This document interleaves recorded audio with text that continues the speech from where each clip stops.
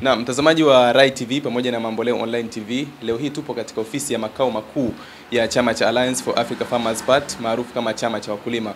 Na tumekuja hapa kwa ajili ya kuzungumza na katibu mkuu wa chama hicho mambo mbalimbali yanayohusu chama, lakini pia msimamo wa chama kuelekea uchaguzi mkuu. Tunafahamu mwaka huu Oktoba 25 tunaelekea kwenye uchaguzi mkuu wa wabunge, madiwani pamoja na uchaguzi wa rais. Mheshimiwa, tumefika ofisini kwako, lengo kuu ni kujadiliana kuhusiana na msimamo wenu nyinyi kama chama. Pengine kwa watu ambao hawakufahamu wapate kujua jina lako na nafasi yako ndani ya chama, lakini pia vile vile msimamo wa chama chenu. Tunafahamu mwaka huu tunaelekea kwenye uchaguzi mkuu. Pengine nyinyi mmejipangaje? Lakini tuanze kwa majina yako na nafasi ndani ya chama kwa usahihi zaidi. Asante sana. Mimi naitwa Rashid Rai au kiongozi Rai ndo nilikuwa maarufu zaidi. Ni katibu mkuu wa Alliance for Africa Farmers Party ngazi ya taifa. Na kama ulivyosema hapa ni ofisi yetu ya makao makuu ya chama. Ipo mtaa wa Maunda. Hii ni Tandika, kata ya Tandika hii, wilaya ya Temeke, mkoa wa Dar es Salaam. Karibuni sana. Shukrani sana. Sasa pengine mtazamo wa chama cha AAFP kuhusiana na ile kauli ya no reforms no election, nyinyi mko upande gani? Swali lako zuri, lakini tunaweza tukalitengeneza vizuri ili niweze nipate majibu mazuri. Upande katika siasa hakuna upande. Upande katika siasa ni katika chama changu. Upande ambao nipo mimi ni wa AFP. Kwa nini? Ni kwa sababu niweke vizuri kidogo record vizuri. Chama cha siasa kinaundwa na sheria. Kinaundwa na katiba. Sasa miongozo yote inayowapa mamlaka vyama vya siasa kufanya shughuli zake inatokana na katiba. Ndio maana kwenye ibara ya 3 ya katiba ya Jamhuri ya Muungano ya mwaka 77 imesema pale kwamba Jamhuri ya Muungano wa Tanzania ni nchi ya kijamaa, ya kidemokrasia na ya kijamaa, ya kujitegemea yenye kufuata mfumo wa vyama vingi vya siasa. Kwa hiyo utaona pale ndio nchi imetamka katika katiba yake kwamba nchi hii sasa kutoka mwaka 1992 na kuelekea mpaka leo 2025 kwamba nchi hii itakuwa ni ya kidemokrasia lakini inayofuata mfumo wa vyama vingi vya siasa. Ndio maana sisi tupo. Lakini vyama vya siasa vimewekewa sheria. Vyama vya siasa vimewekewa sheria au utaratibu wa hivi vyama namna vinavyotakiwa kufanya kazi zake. Si nchi kwamba tunasema misimamo, si misimamo tu. Misimamo ipo lakini misimamo inayofuata utaratibu uliowekwa kwa mujibu wa sheria.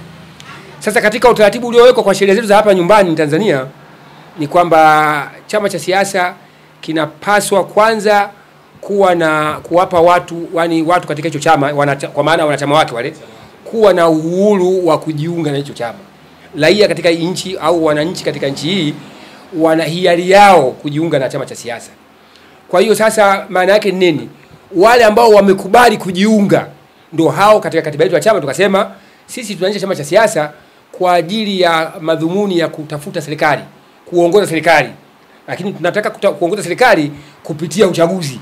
Kwa hiyo yani maana yake tutapata nafasi ya kuiongoza serikali kupitia uchaguzi. Sasa misimamo ya chama inaweza ikatofautiana mtazamo tu, yani muonekano kwamba wewe unataka kushika serikali kufanya nini. Kwa hiyo ukisema hiyo misimamo yako ikoje, mimi nitakwambia misimamo yangu ya kwa nini tunataka serikali. Lakini siwezi kukuambia misimamo yangu ya no reform no election msimamo wako ni nini. Msimamo wangu mimi ni katibu mkuu wa chama cha siasa.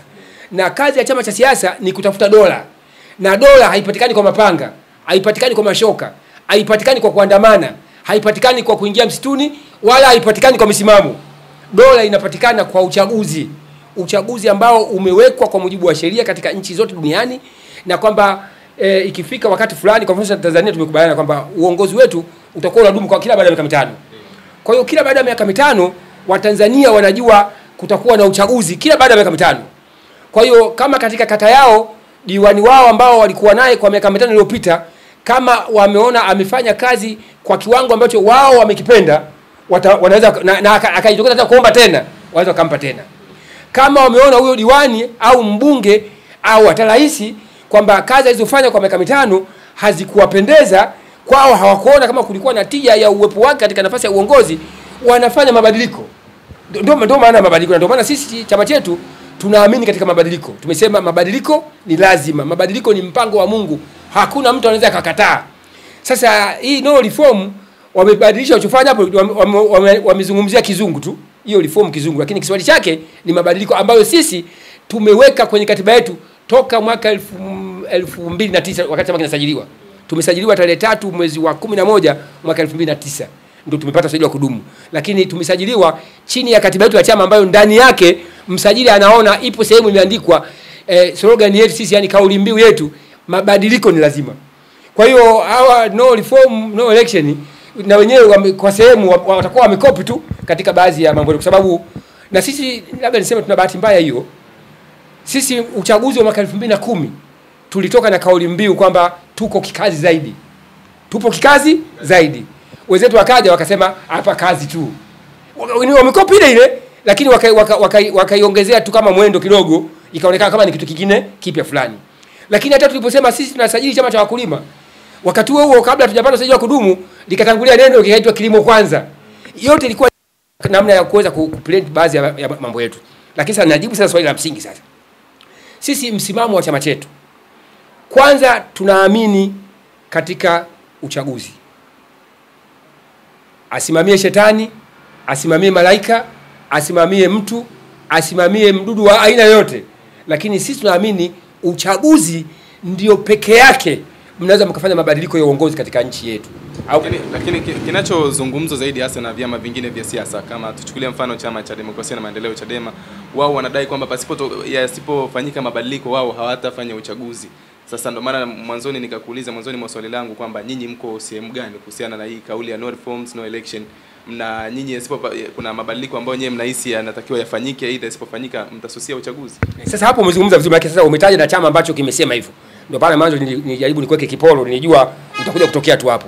Iko hivi, ibara ya 18 ya katiba ya Jamhuri ya Muungano wa Tanzania imetoa haki ya uhuru wa mawazo kwa kila Mtanzania, na vile vile imeweka zuio kuingilia, ni marufuku, ni haramu, ni mwiko kuingilia mawazo ya mtu mwingine. Kauli ya Chadema ya no reform no election, kwangu mimi naona ni sehemu ya wao kufaidi haki yao ya kikatiba ya kutoa maoni yao.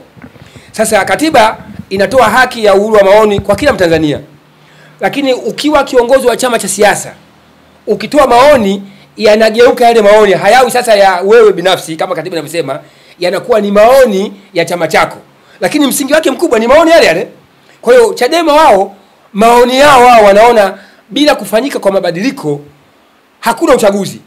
Wao ni maoni yao waweka na wana sababu zao. Sasa mimi siwezi kusema moja kwa moja kwamba mimi naunga mkono maoni yao. Kwa sababu gani? Kwa sababu swala la mabadiliko mimi ndio damu yangu, mimi nilivyo, ekolojia yangu mimi ni mabadiliko. Lakini uwepo wa vyama vya siasa vya upinzani asili yake ni kwenda kufanya mabadiliko. Kwa hiyo ukiwa chama cha siasa na hujapata serikali, kuunda serikali, upo nje ya serikali, yule aliyeunda serikali anaitwa chama tawala, nyinyi mliobaki nje ambao hamjaunda serikali, wote nyinyi mpo kwa ajili ya kutaka mabadiliko. Lakini pengine kila kitu kutokea kuna sababu. Na unahisi ni sababu gani ambayo imepelekea pengine Chadema kuja na hiyo kauli ya kwamba pasipotokea mabadiliko basi hakuna uchaguzi? Kwa sababu mimi kwa mawazo yangu mimi ninachokiona ni kwamba kwenye chaguzi ambazo zimeshapita hawaridhishwi pengine na yale ambayo yanatokea, au hawaamini katika vile ambavyo wao wanaviona. Ndio maana wameamua kuja na kauli hii. Au wewe mtazamo wako ni upi kwenye kauli kama hii ya no reforms no election? Sasa hapa pana mambo mawili. Kwanza pana mambo ya nini wamewaza Chadema mpaka kuja na hiyo hoja. Labda mambo gani mabaya au ambayo wao hawajaridhika nayo au hayaridhishi katika mifumo ya uchaguzi ambayo wao wana ushahidi nayo, wamekuja na hiyo hoja. Sasa hilo ukimpata Mnyika anaweza kukusaidia, kwa sababu yeye atazungumza vizuri kwa sababu ndio katibu mkuu wa chama. Kimfuata Tundu Lissu atazungumza vizuri sababu ndio mwenyekiti. Yaani ukiwafuata Chadema utapata majibu mazuri. Ila sasa kwangu mimi majibu ni hivi. Ukisikiliza sio tu Chadema na wengine wote ambao wanazungumzia changamoto zilizopo katika uchaguzi wa Tanzania, wanazungumzia juu ya uwepo wa tume huru ya uchaguzi. Watu wengi, wadau wengi wa siasa, vyama vingi vya siasa vinaona kabisa kwamba kuna shida katika mifumo ya uchaguzi, hasa namna ya tume huru ya uchaguzi ilivyo kwa mujibu wa sheria zetu hapa nyumbani. Kwa nini wanasema? Kwa sababu tume inachaguliwa na rais, na huyo rais ni mwenyekiti wa chama fulani na yeye ni mgombea. Kwa hiyo wanaona kwamba haki ina nafasi ndogo sana ya kutendeka, kwa sababu kama mtu ambaye ndio ametoa huo uteuzi, mtu ambaye ndio amefanya huyo mwenyekiti wa tume awe na mamlaka kwenye tume, huyo mkurugenzi awe na mamlaka kwenye tume, ndio huyo na yeye kwenye kinyang'anyiro yupo, wadau wengi wanaamini kabisa kwamba katika mazingira kama hayo kupatikana haki inakuwa kidogo ni shida. Kwa lugha rais tunasema ni wewe unakuwa mchezaji na wewe tena unakuwa mwamuzi. Kwa hiyo inakuwa hivyo. Lakini sasa turudi nyuma katika historia ya nchi yetu tangu mfumo huu wa vyama vingi umrudi tena. Baada ya uchaguzi mkuu wa mwaka 95, 1990, uchaguzi wa kwanza baada ya kuundwa kwa vyama vingi vya siasa, vyama vingi vya upinzani, mwaka 95 baada ya uchaguzi, kilio cha kwanza kilichosikika kwa wadau wa uchaguzi na vyama vya siasa vya wakati ule ni kwamba kuna uhitaji mkubwa wa kupatikana katiba katika hii nchi. Kwa nini? Kwa sababu katiba iliyopo ya mwaka 77 ni katiba ambayo tumerithi, tumeamanayo kutoka katika mfumo wa chama kimoja kuja katika mfumo kwa hiyo wadau wanasema kuendelea na uchaguzi katika mazingira ya katiba ile ile ya chama kimoja, na wakati sasa ni mfumo wa vyama vingi, kuna shida kubwa inatokeza. Kwa hiyo hoja ya madai ya katiba yakaongezeka, maana yake yalikuwa kutoka kabla ya uwepo wa vyama vingi. Maana vyama vingi na vyenyewe ujio wake ulitokana na madai ya chini kwa chini ya mabadiliko ya katiba. Utakumbuka kuna wakati fulani kulikuwa na wabunge walifika mpaka 50 na walikuwa wanazungumzia habari ya kupata uhuru wa Tanganyika, kwamba hii nchi zimeungana mbili, Zanzibar na Tanganyika, kwa nini serikali Tanganyika haipo na nini. Kulikuwa na vuguvugu kubwa wakati wa Mzee Hassan Mwinyi na wakati wa Mwalimu. Kwa hiyo sasa baada ya katiba kubadilishwa mwaka 1992 ndio wakaweka kifungu kuruhusu mfumo wa vyama vingi vya siasa, na uchaguzi wa kwanza ukafanyika mwaka 1995. Hoja ikaibuka tena kwamba tumeingia kwenye uchaguzi kweli, mfumo wa vyama vingi, na uchaguzi umefanyika ni kweli, lakini mifumo ya uchaguzi bado haina haki vizuri, kwa sababu katiba yetu haina uwezo mkubwa sana wa kutambua haki nyingi kwenye mfumo wa vyama vingi vya siasa. Sehemu kubwa ya katiba inaonekana inaongozwa na mifumo ya chama kimoja. Mwaka 93 tulipodai nguvu haikuwa kubwa, lakini madai yakaanza. Tukaingia uchaguzi uliofuata kwa maana 95 mwaka 2000. Sasa mwaka 2000 madai yakaendelea baada ya uchaguzi. Yaani tukafanya uchaguzi, lakini baada ya kuisha uchaguzi madai yakarudi pale pale. Hoja ni nini? Hoja ni tume huru ya uchaguzi. Kikaongezeka kitu cha pili. Kwa hiyo mwanzo ilikuwa ni katiba tu, kwamba ile katiba tumeamana nayo katika chama kimoja, na sasa ni vyama vingi tupate katiba mpya. Lakini mwaka 2000 ikaongezeka si katiba mpya tu, lazima na tupate tume huru ya uchaguzi, kwa sababu hatuwezi kwenda na tume ambayo inateuliwa na mtu mmoja kama nilivyosema awali. Sasa mwaka 2000 ikawa mbaya zaidi. Madai yalikwenda mbali zaidi mpaka kufikia hatua ya watu kupoteza maisha, kwa sababu maandamano ya chama cha wananchi CUF yalisababisha vurugu kubwa sana mwaka 2001. Watu wakafa, nafikiri zaidi ya watu 70 na kitu walikufa, wengine wakakimbilia huko Shimoni Mombasa, wengine wako ugaibuni mpaka leo walikimbia nchi kutokana na ile vurugu. Kwa hiyo hali ikawa ngumu zaidi. Lakini nini hoja kubwa ambayo ilisimama mpaka kuleta hiyo vurugu? Ni juu ya kupatikana kwa tume huru ya uchaguzi na katiba mpya. Sasa tukirudi hapo kwenye katiba mpya, katiba ambayo tunayo ni ya mwaka 77. Wakati huo kulikuwa na mfumo tu wa chama kimoja kabla ya kuja kwa vyama vingi. Tayari usharejeshwa mfumo wa vyama vingi mwaka 92 na uchaguzi mkuu kafanyika mwaka 95. Kwa nini wao serikali iliyokuwa madarakani haikuona kuna sababu ya kutengeneza katiba ili hivi vyama na vyenyewe vishuhudie uzinduzi wa katiba mpya, tuache katiba ambayo ilikuwepo zamani ambayo ilikuwa ya chama kimoja? Pengine kuna kitu gani ambacho nyinyi mnaweza mkao mnakiona katikati hapo? Ni swali zuri sana.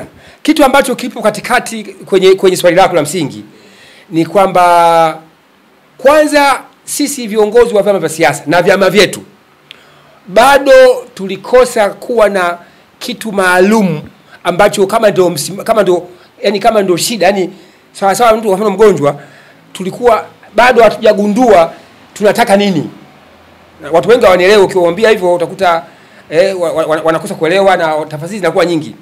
Lakini huo ndio kweli. Kwa vipi? Hoja zile zilipokuwa zinaendelea, serikali si kama ilikaa kimya. Walikuwa wanajua madai ni madai. Na mara nyingi madai yanapokuja, haya ni madai yanayohusu nchi. Si jambo la mara moja mtu mkadai kikundi mkadai na siku ya pili yake ikatokea matokeo kwamba madai haya, matokeo ni haya hapa. Ni hapa Kwa hiyo ni kitu ambacho kinakuwa na muda. Na ndio maana Mzee Mwinyi aliunda kamati maalum kutafuta ukweli kuhusu madai yaliyo mezani. Ilikuwa si ya jenerali, alitembea sikia nchi nzima. Lakini Mzee Mkapa katika wakati wake uongozi pia aliunda kamati, alipewa mzee Kisanga, Jaji Kisanga, kamati ya Jaji Kisanga, nayo ilitembea nchi nzima kwenda kupata maoni ya wananchi juu ya hayo madai ya katiba na hayo mambo ya tume huru ya uchaguzi na mambo kadhaa ambayo watu wengi walikuwa wameyaingiza katika madai yao. Lakini rais wa awamu ya 4 hii awamu ya 6 ndio rais wa awamu ya 4 Dr. Jakaya Mrisho Kikwete, madai yale yakawa, kwa sababu kila uchaguzi unapokwisha madai hayo yakawa yanaendelea kujitokeza. Kila uchaguzi unapokwisha madai yanapokuwa yanaendelea kujitokeza. Mwaka 2013 14 12 kuanzia 2010 mzee Kikwete akakubaliana na maoni ya wadau wengi wanaozungumzia juu ya umuhimu wa kupata katiba ya nchi, na mchakato ukaanza. Ikaundwa sheria inaitwa sheria ya mabadiliko ya katiba, ikaundwa sheria nyingine inaitwa Referendum Act ambayo ilikuwa ni sheria ya kura ya maoni. Katika sheria ile ya mabadiliko ya katiba ikamwezesha rais kuunda tena tume ya mzee Warioba, akamteua mzee Warioba kuwa mwenyekiti wa tume ya taifa tume ya mabadiliko ya katiba. Ile tume ikafanya shughuli zake ya kuchukua maoni nchi nzima juu ya katiba wanayoitaka wa Tanzania. Mzee Warioba na kamati yake, tume yake, wakafanya kazi nchi nzima, na mavitabu mimi hapa matani kwa matani ya vitabu ya utafiti ya mambo mengi, tumelanda msiu vitu gani, viko vitu vingi maoni ambao waliyapata kutokana na sample mbalimbali ambazo walizitumia kupata hayo maoni. Ikafika hatua ikakubalika kwamba lazima mchakato wa katiba uwepo, yani hiyo kazi lazima ifanyike. Mwaka 2014 baada ya mzee Warioba kumaliza kazi yake ya kupata maoni kutoka kwa wananchi, akaja na kitu kinaitwa rasimu ya katiba ya mwaka 2014. Rasimu ya katiba, yani baada ya kuchukua maoni kwa wananchi, tume ikatengeneza rasimu, yani mfano wa katiba ambayo wao tume waliona ikifuata huo mfumo itakuwa, yani iwe ni kama ile katiba ile rasimu ya katiba iwe kama muongozo kwa chombo kinachokwenda kuunda hiyo katiba, yani iwasaidie kupata angalau yani wasema zero draft, ile ndio kama mfanano zero draft, kwamba wananchi wamesema wanataka serikali 3, wengine wamesema wanataka serikali 2, wengine wamesema wanataka serikali 1, wengine, lakini maoni ya tume tumeona hivi na hivi na hivi na hivi, kila kitu walikizungumzia wananchi wamesema hivi na hivi na hivi, maoni yetu sisi ni haya. Kwa hiyo yale maoni yao sasa wakayakusanya wakaweka kwenye rasimu ya katiba ya mwaka 2014. Ile rasimu kikawa ndio kitaendelea kazi kikubwa cha kwanza kwenda kwenye bunge la katiba, kwa sababu baada ya hapo ilikaundwa bunge la katiba, ambapo na mimi pia nilipata bahati ya kuteuliwa na Mheshimiwa Rais kwenda kwenye bunge la katiba kule mwaka 2014. Tulipokwenda kwenye 2014 kwenye bunge la katiba, najibu swali lako la msingi vizuri na Watanzania waelewe kwamba hapo sasa maana yake kwamba kile kilio cha wadau wa siasa, wanasiasa na wananchi ambao walikuwa wanaona kuna umuhimu wa kufanya mabadiliko ya katiba, kuna umuhimu nchi ipate katiba mpya, kuna umuhimu tupate mabadiliko ya tume huru ya uchaguzi na mambo mengine. Sasa serikali ikakubali kufanya huo mchakato uendelee, uanzishwe huo mchakato na ifike mahala tupate katiba. Tumefanya kazi kwenye bunge la katiba zaidi ya siku 80, yani miezi 3 kasoro kidogo. Lakini bahati mbaya zaidi, wakati tunaendelea ule mchakato wa kutengeneza katiba, sasa tunakaribia mwisho mwaka 2014. Kumbuka 2014 15 tunakwenda kwenye uchaguzi mkuu. Ikaja hoja nyingine mpya kutoka kwetu wenyewe wapinzani kwamba kwa nini serikali Mheshimiwa Kikwete aendelee na muda kidogo, tufanye kwanza uchaguzi, tukishafanya uchaguzi alafu tuje tumalizie mchakato. Yani wakaona kama mchakato sasa ama hatuwezi kupata labda hayo ambao walikuwa wanafikiria, ama sijui kuliingia na mdudu gani, kukaingia na hiyo dhambi ikaja ikatuingia hiyo dhambi kwamba wakaanza kuharibu ule mchakato. Lakini katika mvutano wa yale mambo muhimu ambayo yalikuwa kwenye katiba, na jambo la msingi sana ambalo lilituletea shida, kwa sababu sisi watu wengi tulikwenda wanasiasa, hoja kubwa ilikuwa ni tume ya taifa ya uchaguzi, kumbuka. Lakini tumefika kwenye bunge la katiba kuunda katiba, hoja ya tume ya taifa ya uchaguzi ikawa ni hoja ya pili, hoja ambayo sasa ikaenda ikatuvuna wote, ikatutoa katika hoja zetu za msingi ambazo tulikuwa nazo tangu mwanzo, hoja ambazo zilikwenda ziliua mpaka na watu kule Zanzibar. Tukaja na hoja nyingine mpya kabisa ya muundo wa serikali ya Tanzania, yani muundo wa serikali, kwamba serikali ya Jamhuri ya Muungano wa Tanzania muundo wake uwe vipi. Kuna ambao walikuwa msimamo wao kuwe na serikali tatu, kuwe na serikali ya Tanganyika, kuwe na serikali ya Zanzibar na kuwe na serikali ya Jamhuri ya Muungano ya shirikisho. Shirikisho. Na hivyo ndivyo mapendekezo ya ile katiba ile ya simu ya mzee Warioba ndio ilikuwa hivyo. Kwa hiyo kuna watu wanasema kwa sababu mzee Warioba amesema hivi, na tuna wengine walikuwa wanakwenda mbali zaidi kusema kwenye katiba ya Warioba imesema kwamba nchi iwe na hii. Kwa hiyo sisi tunataka ile katiba ya Warioba, japokuwa hakuna kitu kinachoitwa katiba ya Warioba, hakuna. Ile ilikuwa ni rasimu. Sasa wanasiasa tukahama kwenye reli ya kudai ile hiyo katiba tupate na hiyo tume ule uchaguzi, tukahamia kwenye hoja ya muundo wa serikali. Tulipoingia kwenye hoja ya muundo wa serikali, mvutano ukawa mkubwa kwenye bunge. Na kumbuka bunge lile 80% na kitu ilikuwa ni wa Chama cha Mapinduzi. Sisi tulokwenda yani kutoka vyama vya upinzani na zile asasi za kiraia na wote wale ambao wana mitazamo ya kiupinzani, bado tukawa hatufiki hata nusu au robo ya wabunge walikuwa kwenye bunge. Hoja ile ambayo ya mapendekezo ya kutaka lazima iwe nchi ya serikali tatu ikaonekana kuwa ngumu upande wetu. Kwa hiyo kifupi ikaonekana sisi tunaelemewa, hatuna namna ya kuweza kupasua, sababu mwisho wa siku mtakwenda mtapiga kura, na mkipiga kura kwa sababu kura itakuwa itaamua kwa idadi ya watu. Mchakato ule ukawa na shida. Shida ilipozidi kuwepo, bahati mbaya zaidi Chama cha Demokrasia na Maendeleo Chadema ndio wao wakajenga hoja kwenye bunge ya kufanyaje kususia ule mchakato wa katiba. Wakaamua kutoka kwenye bunge, tukibakiza kama wiki moja mbili tu kumaliza ule mchakato. Sasa baada ya kutoka wao, sisi tulibaki kwa sababu tuliona kama tushafanya kazi kubwa sana, tulibakisha kitu kidogo tu, na mgogoro ambao ulikuwa umetubabaisha sana, yani mpaka umetuletea shida ni hapo kwenye muundo wa serikali. Mimi niliwaambia wenzangu, kutokana na mazingira haya yalivyo, na hii katiba tumeidai kwa muda mrefu sana. Watu wengi wakubwa wanasema, wale wa mwanzo kina Mzee Chipaka, kina Mtikila, kina nani, wamedai, wengine walifungwa, wengine wakachukuliwa hatua. Tumefika mahala mchakato umewekwa mezani kwa ajili ya kushughulikia. Tushughulikie tutakavyoshughulikia, tupate tutakavyopata, vile ambavyo vitabaki tutaendelea kudai. Tukiamua kususa, maana tunauharibu mchakato wote. Tukiharibu mchakato wote, kupata tena kiongozi wa nchi ambaye anaweza akawa na mawazo kama aliyokuwa nayo mzee huyu wa Msoga, inaweza ikawa shida, inaweza ikawa changamoto. Kwa hiyo cha kufanya, tukubaliane na matokeo haya, tupambane nao watu wa CCM ndani kwenye bunge.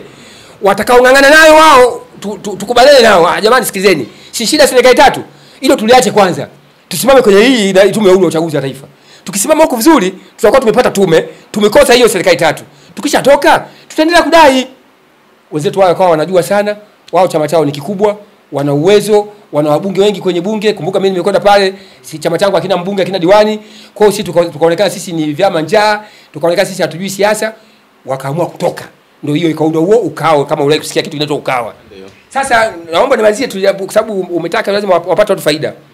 Walipotoka ukawa, wao sasa wakawa upande mmoja wanaamini kwamba kwa nguvu namna walipotengeneza na jinsi walivyojipanga, na kwa sababu walikuwa na katetesi kwamba kuna mkubwa mmoja atatoka kwenye CCM huko, atakuja huko kwao, na ndivyo ilikuwa. Mzee Lowassa akatoka, wakawa wana 100% kwamba nchi watachukua.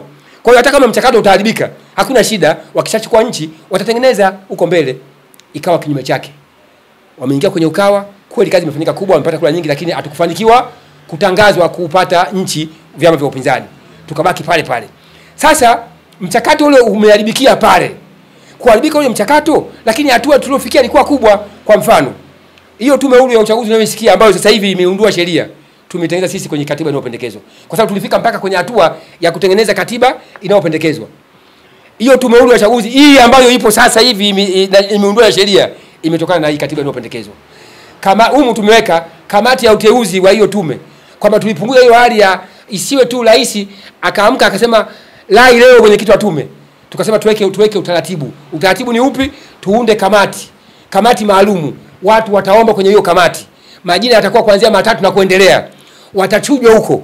Wakishachujwa hiyo kamati ndio itapeleka majina yasiyopungua angalau 3 kwa mheshimiwa rais, kwamba hawa wote wana sifa ya kuwa mwenyekiti wa tume ya taifa ya uchaguzi. Alafu rais atachagua mmoja kati ya hao 3 ambao wamepita kwenye huo mchakato kule kuwa mwenyekiti wa tume ya taifa ya uchaguzi.